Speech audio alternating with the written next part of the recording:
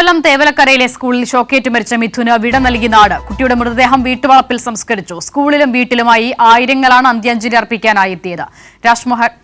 രാജ്കുമാർ തയ്യാറാക്കിയ റിപ്പോർട്ടിലേക്ക്. ശാസ്താംകോട്ടയിൽ നിന്ന് പുറപ്പെട്ട വിനോദയാത്ര സ്കൂളിൽ തേവലക്കരയിലെ ബോയ്സ് ഹൈസ്കൂളിൽ എത്തിയപ്പോൾ തന്നെ ഏതാണ്ട് 1 മണിക്കൂറിലധികം വേണ്ടി വന്നു. 5 കിലോമീറ്റർ ദൂരം പിന്നിടുമ്പോൾ ആയിരക്കണക്കിന് ആളുകൾ റോഡിന്റെ ഇരുവശങ്ങളിലും അന്ത്യോപചാരം അർപ്പിക്കാൻ കാത്തു നിൽക്കുന്നുണ്ടായിരുന്നു. സ്കൂളിൽ എത്തിയപ്പോൾ അവിടെയും ഏതാണ്ട് 1 മണി വരെ പൊതുദർശനം തുടർന്നു.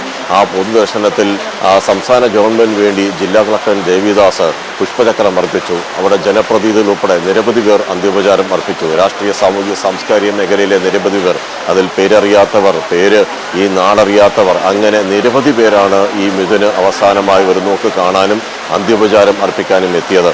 സ്കൂൾ അതിൻ്റെ ടീച്ചറായിട്ടുള്ള റൂബി അവിടെ അവർക്ക് ദേഹാസ്വാസ്ഥ്യം അനുഭവപ്പെട്ടു. വിങ്ങി പൊട്ടിക്കൊണ്ടായിരുന്നു അവനെ അവസാനമായി മിഥുനെ കാണാനായി ആ സ്കൂൾ ടീച്ചർ എത്തിയത്.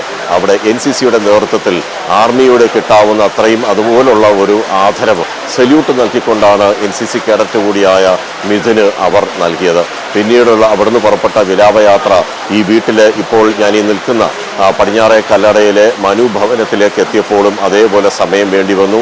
ഇവിടെയും ആയിരക്കണക്കിന് ആളുകൾ ഇവിടെ അന്ത്യോപചാരം അർപ്പിക്കാൻ എത്തിയിരുന്നു. ഇവരുടെ ഇതിലെ മിഥുൻ്റെ സഹോദരൻ സുജിൻ, അതുപോലെ മറ്റൊരു സഹോദരൻ വൈഷ്ണവ്, ഇവരാണ് അവസാനമായി ചിതയ്ക്ക് തീ കൊളുത്തിയത്. നിരവധി പേർ ഇവിടെ ആ ഒരു കർമ്മങ്ങൾക്ക് സാക്ഷ്യം വഹിക്കുകയും ചെയ്തു.